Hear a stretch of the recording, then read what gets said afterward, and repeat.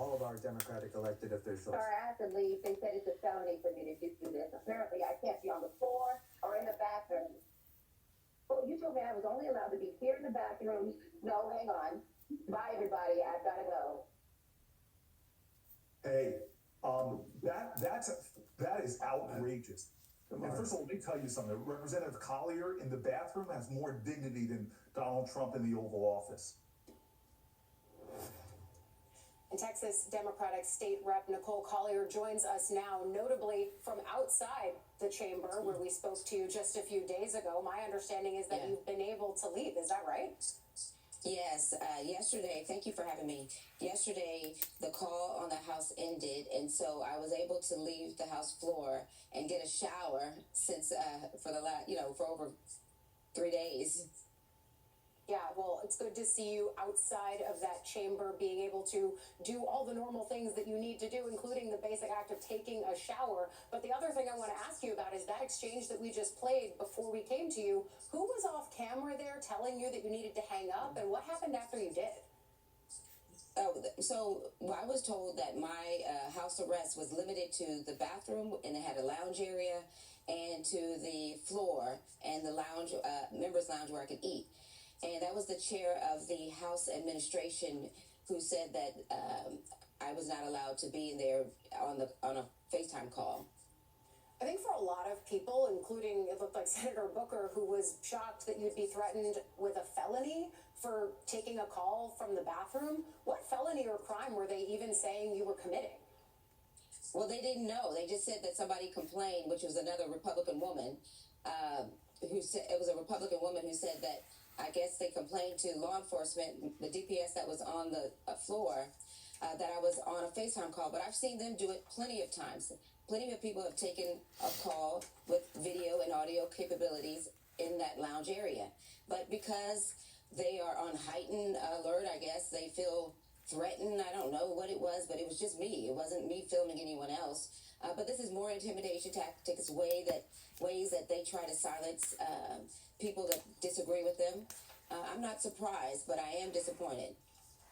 But also, complaints aren't felonies. They're not criminal acts. And so is this the last that you've heard of it? Are there some charges waiting? Again, I don't even know what those charges could be, but I'm wondering if they've told you any more on this. No, I think they just wanted me to stop. So what you do is you throw out the most scary tactic that you can to get somebody to stop doing something that exposes their oppression. So on the same day that this new map is going to the Texas Senate, California could vote to advance their plan to approve a new map in November, a map that would effectively cancel out the 5 GOP seats that are netted in Texas. Is that enough for Texas Democrats like yourself to say, we got to win out of this, we averted disaster, even if in your specific state the battle is lost? Well, it's more about countering what happens in Congress.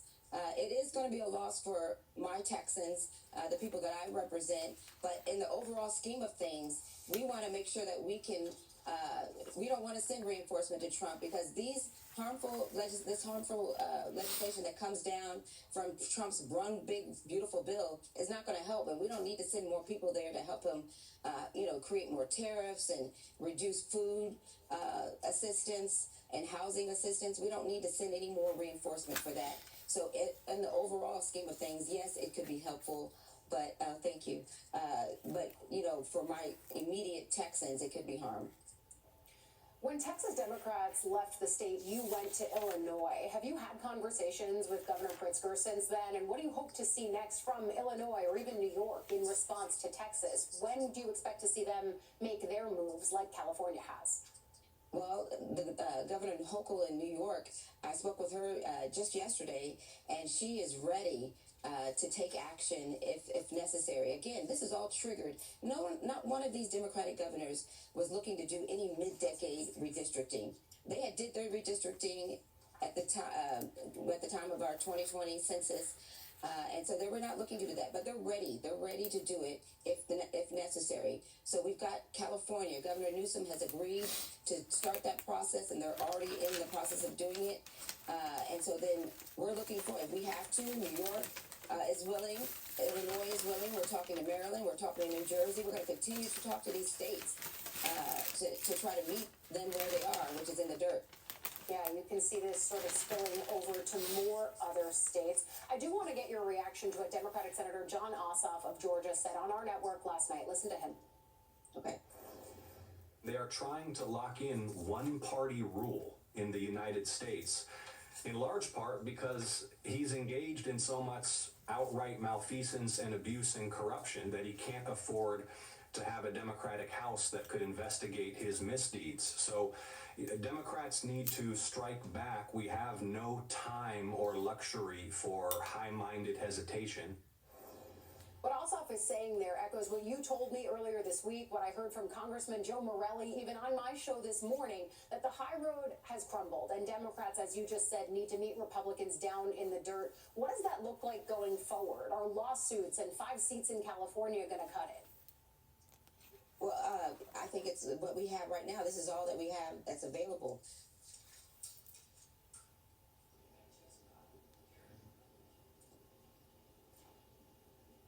I think, Representative, we've lost your audio there.